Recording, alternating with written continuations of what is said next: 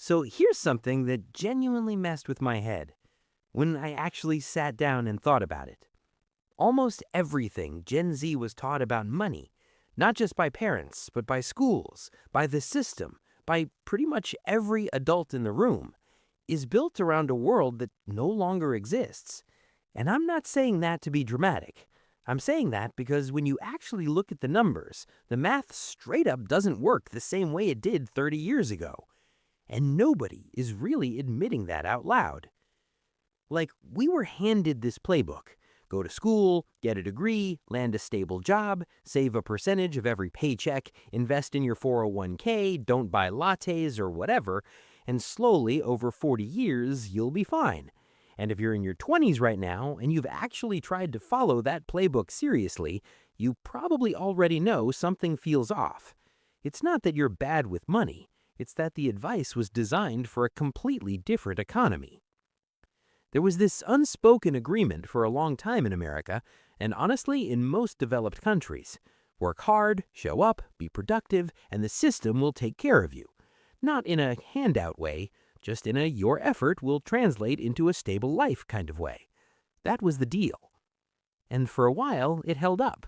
People who worked factory jobs, office jobs, whatever, they could buy houses, they could support families, they could retire at a reasonable age. It wasn't glamorous, but it worked. Now, here's where it gets interesting. Worker productivity, meaning how much value each individual worker actually creates, has been going up consistently for decades. Technology made people more efficient. Computers replaced entire departments. Software eliminated repetitive tasks. One person today can do what a team of 10 did in 1980. So, if workers are producing more value than ever, you'd logically expect wages to reflect that, right? More output should mean more money flowing back to the people creating the output. But that's not what happened. Wages, adjusted for real living costs, real inflation, real rent, real groceries, have been surprisingly flat for a huge chunk of the workforce. The economy kept growing. Corporate profits kept rising, but the portion of that actually reaching workers didn't grow at the same pace. And nobody sat Gen Z down and explained that the deal quietly changed somewhere along the way. They just kept handing out the same playbook. The one that hits the hardest for me personally is housing, because this is where the old advice falls apart the most visibly. The classic financial advice is rent is throwing money away. Save up, buy a house, build equity, that's how you build wealth. And for previous generations, in a lot of markets, that genuinely worked. Home prices were in a range where a middle-income salary could realistically get you there within a few years of saving. Now, look at where things actually are. In most major cities, and even in a lot of mid-sized cities, the median home price relative to median income has gotten to a point where it would take the average young worker a decade or more of serious saving just to afford a down payment. That's not an exaggeration. That's just what the numbers say in market after market. And rents isn't a better story either. A significant chunk of take-home pay just evaporates into rent before you even get to groceries, transportation, student loans, or trying to save anything. So when older generations say just save more or stop eating out, they're not wrong that saving matters, but they're sometimes missing that the ratio is different. It's not a self-discipline issue for a lot of people. It's a structural math issue. The gap between what things cost and what most starting salaries look like is genuinely different from what it was in the 80s or even the early 2000s, and the financial advice hasn't really caught up to that reality. There's this wild thing. Most people go through 12 or 13 years of mandatory education and leave with almost zero practical financial knowledge. Like, none. We learned how to find the area of a triangle. We did not learn how compound interest actually works on debt.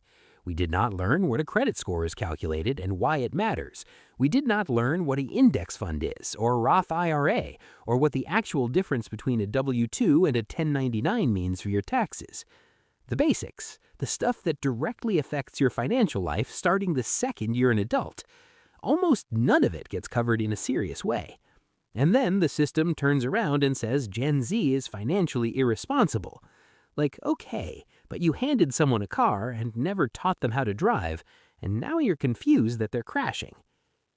The one financial lesson most young people do receive clearly is take out student loans, go to college, and it'll pay off. And for certain careers, that's absolutely still true. If you're becoming a doctor, an engineer, a nurse, the investment makes sense. But for a lot of degrees, the ROI genuinely doesn't work out the way it was sold. You come out with 5 or 6 figures of debt, and step into a job market where entry-level salaries haven't kept pace with what that debt costs to carry. So here's what I think is actually useful, as opposed to the recycled stuff that doesn't account for where things actually are right now. The first thing is understanding that income diversification matters more now than it ever has. The idea that one employer, one paycheck, one income stream is sufficient, that's a fragile setup in an economy where layoffs happen fast and industries can get disrupted overnight. Whether that's a side project, a skill you freelance with, content you make, something you sell, having more than one way money can come in changes your financial stability completely. Not because you need to grind yourself into the ground, but because depending entirely on one source of income is a real risk that the old advice kind of glossed over. The second thing is understanding the difference between good debt and debt that just costs you. Student loans for a degree with no clear income path. Credit card balances carry an 20+% interest, financing things that lose value immediately. That stuff compounds against you fast. On the other side, something like a mortgage in a market where it makes sense mathematically can actually work in your favor over time. The advice to just avoid all debts is too simple. The real skill is understanding which debt builds something and which debt just drains you. Third, and this one sounds basic, but most people don't actually do it, is understanding where your money goes before you try to optimize it. Not a complicated budget with 15 categories, just actually knowing your fixed costs, what's left, and being intentional about the gap. A lot of financial stress comes from that gap being invisible until there's a problem. There's this assumption underneath a lot of the old financial advice that the system is fundamentally fair and stable. And I think a lot of young people are not rejecting hard work. They're questioning whether the specific steps they were given still lead to the same destination. Because when you look at it honestly, rising costs, wages that haven't kept pace, student debt, a gig economy that replaced stable jobs for a lot of people, and a housing market that's genuinely out of reach for many, it becomes rational to ask whether the map matches the territory anymore. That's not pessimism. That's just being clear-eyed about what the numbers actually show.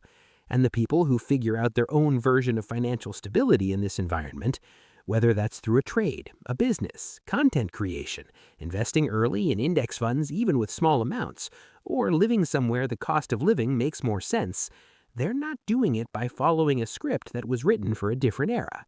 They're doing it by looking at the actual landscape in front of them and making decisions based on that. Look, I'm not an economist, I'm not a financial advisor, I'm not sitting here pretending I have all the answers figured out at 20 years old. But I do think there's real value in at least having an honest conversation about the fact that some of the advice Gen Z inherited was built for a world that shifted pretty significantly.